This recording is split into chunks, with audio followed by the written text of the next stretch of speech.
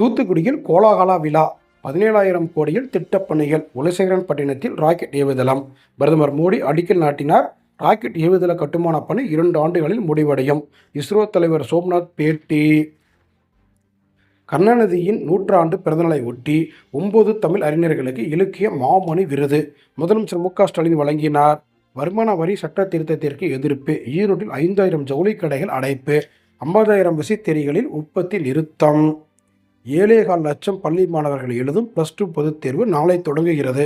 முறைகேடுகளை தடுக்க 3,600 பறக்கும் படைகள். குலசேகரன்பட்டினம் ராக்கெட் ஏவுதளத்தில் இருந்து ரோகிணி ராக்கெட் விண்ணில் பாய்ந்தது. பண்ருட்டியில் நகராட்சி முன்னாள் தலைவர் வீட்டில் லஞ்ச ஒழிப்பு போலீசார் சோதனை.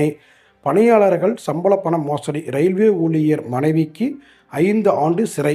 1.40 கோடி அபராதம். சென்னை சிபிஐ கோர்ட் தீர்ப்பு.